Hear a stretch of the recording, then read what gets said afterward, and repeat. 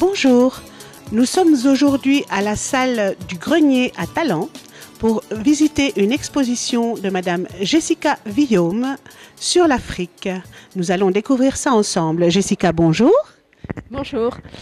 Donc oui, effectivement, donc cette exposition en fait retrace la vie des pêcheurs sur la route des pêches au Bénin, entre Cotonou et Ouidah. En fait, c'est une route assez mythique qui est longue de 32 km. Et tout le long de cette route, en fait, il y a des petits campements de pêcheurs, donc des Béninois, beaucoup de Ghanéens qui viennent pour pêcher au Bénin. Et en fait, voilà, au travers de ces photos, les pêcheurs sont mis à l'honneur, en fait, en quelque sorte, puisque c'est eux, finalement, qui habitent ce lieu et qui font de cette route, voilà, la route des pêches porte bien son nom. Donc voilà, il y a à la fois des portraits, à la fois plus des instants de vie, des instants où ils rentrent de la pêche, ou sur d'autres photos, on les voit partir en fait en pirogue. Et d'autres qui sont plus des portraits, on va dire un peu plus artistiques, où j'ai utilisé la surexposition. Voilà, en fait, j'ai voulu vraiment leur rendre hommage, en fait. Donc c'est un reportage en hommage aux pêcheurs. Nous avons pu voir des photos en couleur magnifiques et nous en reverrons d'autres durant ce reportage. Et là, nous arrivons devant des œuvres différentes. Racontez-nous l'histoire de ces œuvres. Oui, alors en fait, ces deux photos ont été prises à un autre moment que toutes les autres photos. Toutes les autres photos ont été prises en fait entre mai 2009 et juin 2010, alors que ces deux-là ont été prises quand j'y suis retournée à un autre moment en février et mars 2011. Et en fait, c'était dans le cadre d'un projet qui s'appelait Rêvement de quartier, en fait, qui regroupait plusieurs artistes, écrivains, photographes, vidéastes. Et en fait, voilà, ces deux photos-là, prises en surexposition, en fait, ont été intégrées à un autre projet plus global, en fait, sur les communautés de pêcheurs. Donc, en fait, Marius travaille... par exemple, celui d'en bas qui est en bois flotté, c'est du bois de pirogue, en fait. Et les masques représentent les visages des personnes, finalement, qui empruntent la pirogue. Et pourquoi j'ai intégré ces masques, en fait, à l'exposition? C'est parce que c'était avec Marius Dansou et Sophie Négrier que j'avais fait le projet de la route des pêches au Bénin. Donc, on avait travaillé ensemble et je me suis dit que c'était un petit clin d'œil à leur faire, voilà, en intégrant ces masques ici.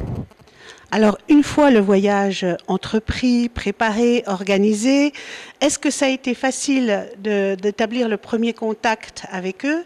Et est-ce que ça a été facile de les photographier dans leur vie quotidienne? C'était quand même pas simple au départ. Alors, effectivement, comment ça s'est passé? Je suis arrivée au Bénin en mai 2009.